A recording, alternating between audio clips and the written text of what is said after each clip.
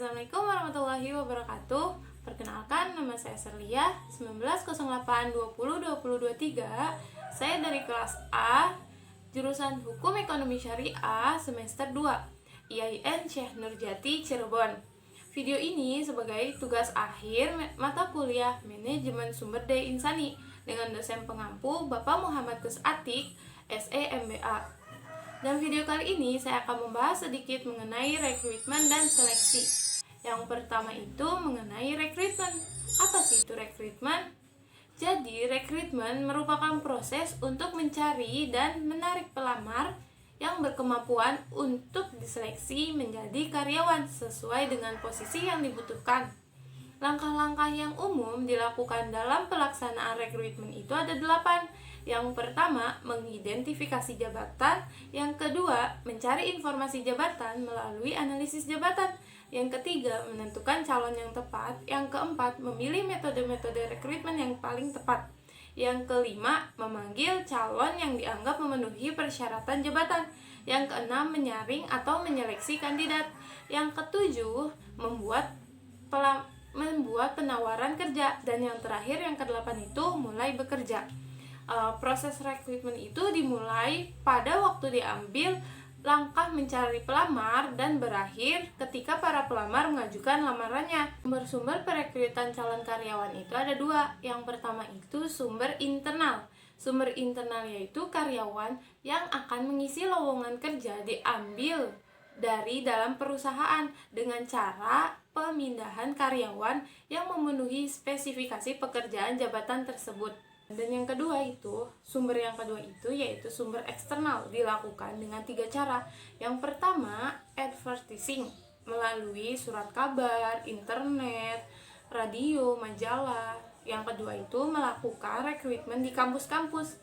Yang ketiga itu melalui agen rekrutmen. Selanjutnya mengenai seleksi. Apa sih seleksi itu? Jadi, seleksi itu merupakan proses memilih individu yang memiliki kualifikasi yang relevan untuk mengisi pekerjaan di sebuah organisasi atau perusahaan. Langkah-langkahnya itu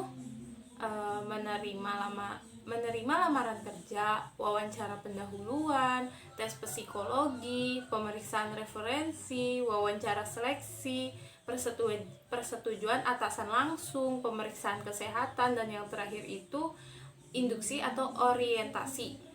Langkah-langkah seleksi itu merupakan tahapan awal sampai akhir yang harus diikuti calon pelamar. Dalam proses seleksi itu mengalami beberapa hambatan. Hambatannya yaitu pertama itu tolak ukur. Tolak ukur itu kesulitan yang dihadapi dalam menentukan standar yang tepat digunakan dalam menggapai berbagai kualifikasi yang ditentukan. Yang kedua, penyeleksi. Dalam penyeleksi ini hambatannya yaitu kesulitan mendapatkan penyeleksi yang profesional, jujur, dan objektif.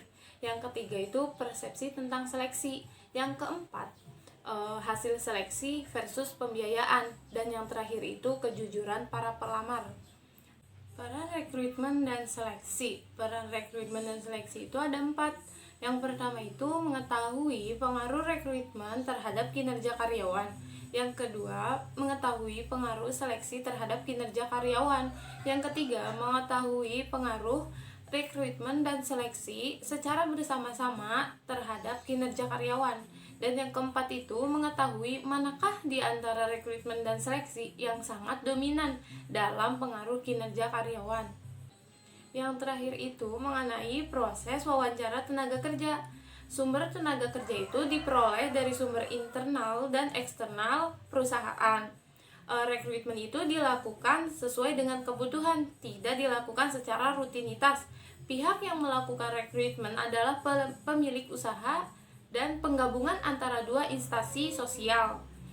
Proses seleksi hanya sebatas seleksi administrasi dan wawancara. Status pegawai lebih banyak tenaga kerja lepas, tenaga kerja paruh waktu, dan pegawai tetap. Alhamdulillah, sekian materi yang dapat saya sampaikan. Kurang lebihnya mohon maaf. Wabillahi taufiq wal hidayah. Wassalamualaikum warahmatullahi wabarakatuh. See you.